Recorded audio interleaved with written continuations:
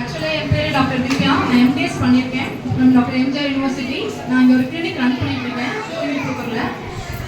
இந்த ஆப்பர்ச்சுனிட்டி கொடுத்த நம்ம ஆனந்தகுமார் சாருக்கு ரொம்ப தேங்க்ஸ், ரோட்டரி கிளப்புக்கும் ரொம்ப தேங்க்ஸ். ஆக்சுவலாக அப்படிதான் ஒரு ஃபர்ஸ்ட் ஸ்கூல் விசிட். நான் நிறையா வில்லேஜஸ் மற்ற இடத்துக்கு போயிருக்கேன். பட் ஒரு ஸ்கூலில் இப்போ நல்ல ஓரல் ஹைஜீன் நான் பார்த்த வரைக்கும் இதுதான்.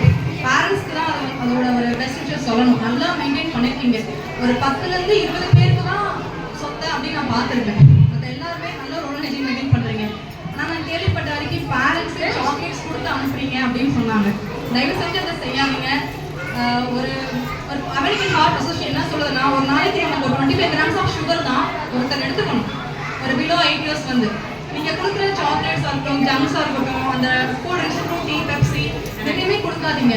இது வெறும் சொத்தக்கள் தான் காசு பண்ணும் அப்படின்னா அப்படி கிடையாது. 4 பின்ன ஹார்ட் வரைக்கும் போகும். ஸோ நான் சாக்லேட்டே சாப்பிட்றதுலேன்னு சில பேர் டீச்சர்ஸே சொல்கிறாங்க, ஆனால் எனக்கு சொத்தக்கள் இருக்குதுன்னு சொல்கிறாங்க.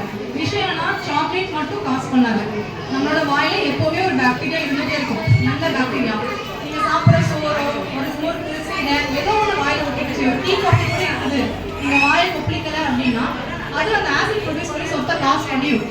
ஸோ எது சாப்பிட்டாங்க, ஒரு டீ காஃபி குடிச்சாலும் உடனே வாயை யூஸ் பண்ணுங்க. அந்த ப்ளீஸ் குறையாமல் பார்த்துக்கோங்க. அப்படி பண்ணினாலே சொத்தை வந்து வராது. சரிங்களா? ஒரு சில டிப்ஸ் வந்து எழுதிப்போம் கார்ட்ஸில் வந்து கிளினிக் வந்து விசிட் பண்ணி பாருங்கள். மற்றபடி மோஸ்ட் ஆஃப் த திங்ஸ் நல்லா வச்சுருக்கீங்க. வாயை வந்து ரொம்ப சந்தோஷம். இந்த ஆப்பர்ச்சுனிட்டி கிடைச்சது. Thank you so much.